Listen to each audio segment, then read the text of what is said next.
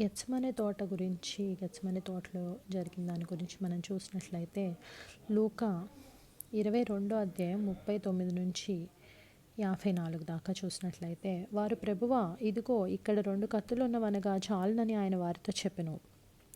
తరువాత ఆయన బయలుదేరి తన వాడుక చొప్పున ఒలీవ కొండకు వెళ్ళగా శిష్యులను ఆయన వెంట వెళ్ళిరి. ఆ చోటు చేరి ఆయన వారితో, మీరు శోధనలో ప్రవేశించుకున్నట్లు ప్రార్థన చేయడం చెప్పి వారి యొద్ద నుండి రాతివేత దూరము వెళ్ళి మోకాళ్ళుని, తండ్రి, ఈ గిన్నె నా యొద్ద నుండి నీ చిత్తమైతే తొలగించుము, అయినను నా ఇష్టం కాదు నీ చిత్తమే సిద్ధించునుగాక అని ప్రార్థించును. అప్పుడు పరలోకం నుండి ఒక దూత ఆయనకు కనబడి ఆయన్ను బలపరచును. ఆయన వేదన పడి మరింత ఆతురంగా ప్రార్థన చేయగా ఆయన చెమట నేల పడుచున్న గొప్ప రక్తబిందువు వలె ఆయన ప్రార్థన చాలించి లేచి తన శిష్యుల యొద్దకు వచ్చి, వారు దుఃఖం చేత నిద్రించుట చూచి, మీరెందుకు నిద్రించున్నారు? శోధనలో ప్రవేశించుకున్నట్లు లేచి ప్రార్థన చేయడని వారితో చెప్పెను. ఆయన ఇంకనూ మాట్లాడుచుండగా ఇదిగో జనులు గుంపుగా వచ్చిరి. 12 మందిలో యూదా అనబడిన వాడు వారికంటే ముందుగా నడిచి యేసును ముద్దు పెట్టుకొనుటకు ఆయన యొద్దకు రాగా, యేసు, యూదా, నీవు ముద్దు పెట్టుకుని మనిషి కుమారుని అప్పగించున్నావా అని వానితో అనగా, ఆయన చుట్టూ ఉన్నవారు జరగబోవు దాన్ని చూచి, ప్రభువా, కత్తితో నరుకుదుమా అని ఆయన్ను అడిగిరి. అంతలో వారిలో ఒకడు ప్రధాన యాజకుని దాసుని కొట్టి వాని కుడి చెవి తెగ నరికెను. అయితే యేసు ఈ మట్టుకు తాళుడని చెప్పి వాని చెవి ముట్టి బాగు చేసెను.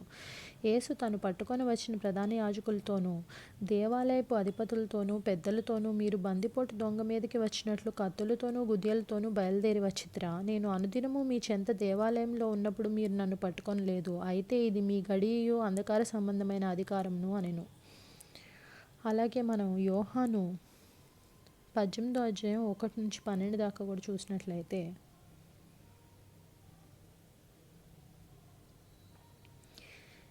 యేసు ఈ మాటలు చెప్పి తన శిష్యులతో కూడా కెద్రోను వాగు దాటిపోయెను. అక్కడ ఒక తోట ఉండెను. దానిలోనికి ఆయన తన శిష్యులతో కూడా వెళ్ళెను. యేసు తన శిష్యులతో పలుమారు అక్కడికి వెళ్ళుచుండువాడు గనుక ఆయన్ను అప్పగించి యూదాకు ఆ స్థలం తెలిసి ఉండెను. కావున యూదా సైనికులను, ప్రధాన యాజకులను, పరిసయ్యులు పంపిన బంట్రోతులను వెంటబెట్టుకుని దివిటీలతోనూ దీపములతోనూ ఆయుధములతోనూ అక్కడికి వచ్చెను.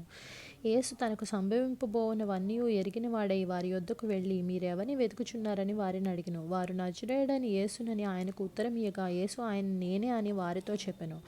ఆయనను అప్పగించిన యూదాయు వారి యొద్ద నిలిచియుండెను. ఆయన నేనే ఆయననని వారితో చెప్పగా వారు వెనుకకు తగ్గి నేల మీద పడిరి. మరలా ఆయన, మీరు ఎవరిని వెతుకుచున్నారని వారిని అడిగెను. అందుకు వారు నజరేయుడైన యేసునని చెప్పగా, యేసు వారితో,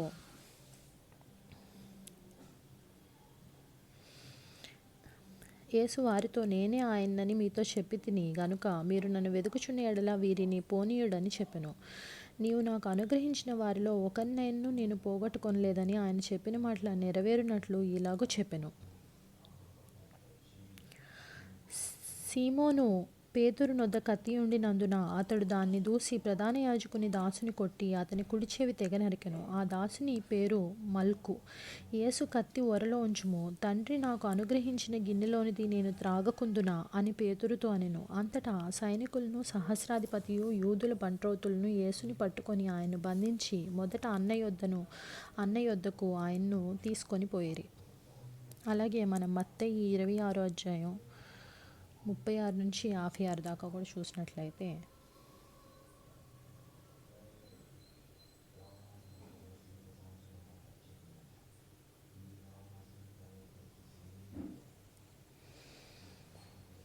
ఇవే వచనాలు ఉంటాయన్నమాట.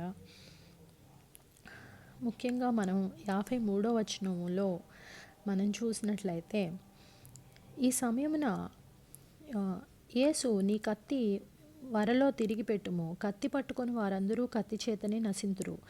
ఈ సమయమున నేను నా తండ్రిని వేడుకొనలేననియు, వేడుకొన్న ఎడల ఆయన 12 సేనా వ్యూహముల కంటే ఎక్కువ మంది దూతలను ఇప్పుడే నాకు పంపడనియు నీవు అనుకొనుచున్నావా? నేను వేడుకొన్న ఎడల ఇలాగు జరగవలనను లేఖనము ఎలాగూ నెరవేరునని అతనితో చెప్పెను.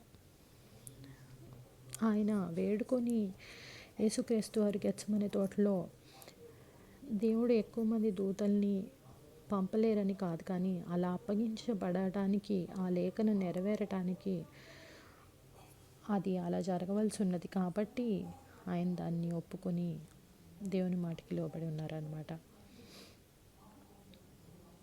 అలాగే మనం గెత్సేమనే తోట గురించి మార్కు 14వ అధ్యాయం 32 నుండి 52 దాకా కూడా చూడొచ్చు.